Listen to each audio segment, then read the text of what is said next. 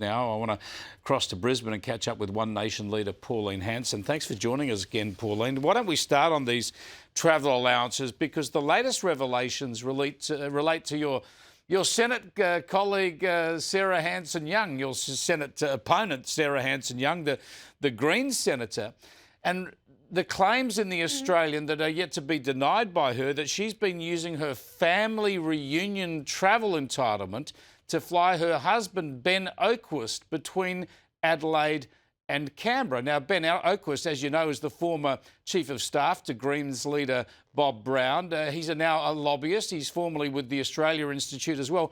He's a lobbyist. Could it be right that he would be flying back and forth between Canberra on government tax dollars?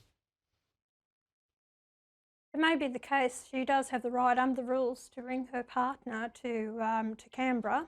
So that is under the rules. I don't know how often. I have no idea about the cost involved with this, but if he's a lobbyist, he would take that opportunity. So anyway, Chris, that's not for me to say. That's for investigation to be held into it. But if the rule says she can bring her husband or her partner, then it's in the ruls that she can. But he works in Canberra. He works in Canberra lobbying politicians. Yeah. So you're saying if that is within the rules, then that would be okay? I'm not saying it's okay, Chris. What I'm saying is it is in the rules. So then you change the rules. If this, people are so angry about this and what's going on, and they should be. There's no problem. I've never had my partner, because I'm not married, fly once on this for partners or family to fly. So I've never done it once. So in the 9.5 years that I've been back in Parliament, even prior to that. So, it's apparently Senator Payman is another one who's over $120,000 for it. So it really comes back to what is right and what is fair and what is just. Now, it doesn't pass the pub test with a lot of people. So therefore, if it doesn't pass the pub test, then it changes, then change the rules. So you think there should be a complete review of these rules? Correct. Yeah, I think a lot of people around the country would agree with you, because some of this stuff we know is within the rules, and even then it looks way over the top. Let's get on to energy, and the new system plan came out today, as we foreshadowed last night.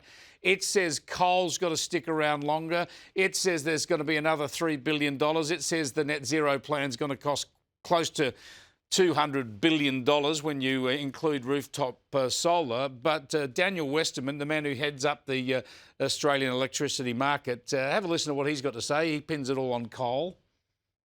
Australia's coal-fired power stations are old, they're retiring, and the demand needs of Australians are growing. And the best way to meet those needs is through investments in renewable energy, in firming through batteries and pumped hydro, backed up by gas as that ultimate reliability backstop for the grid, and connected in with investments in transmission.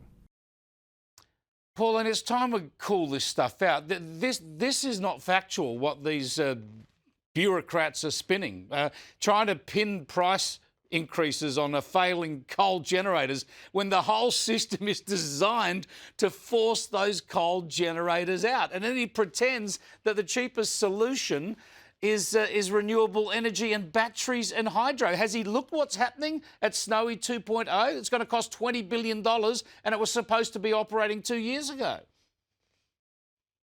Correct, Chris. Look, it's we know the issues there, but this Labor Party and the Prime Minister, and especially Chris Bowen, doesn't want to admit that they got it wrong.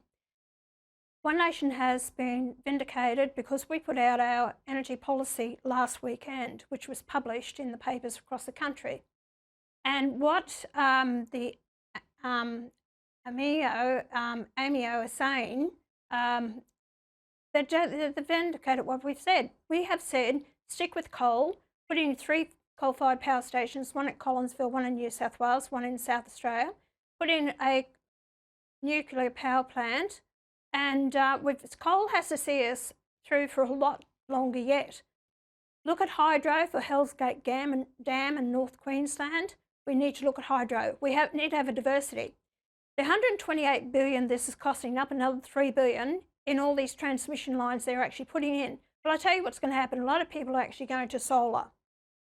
They're going to put in some batteries as well. So those people who are left getting the power from the grid, their costs are going to go up. So you've got about 130,000 people in Australia who are under energy power stress. That means there are in about 1,400. You've got 45% of businesses under energy stress paying the bills. We've lost 1,400 industries and manufacturing. Tomago might go as well.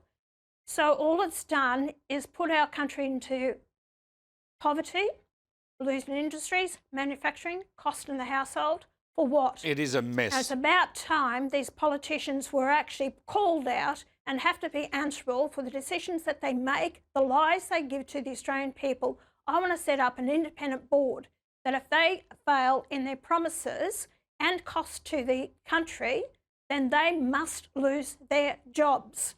Well, they're failing on their promises when it comes to electricity prices and on their promises to reduce carbon emissions at the moment. So they're failing on both counts. It's an absolute shambles. Thanks for joining us, Pauline. All right.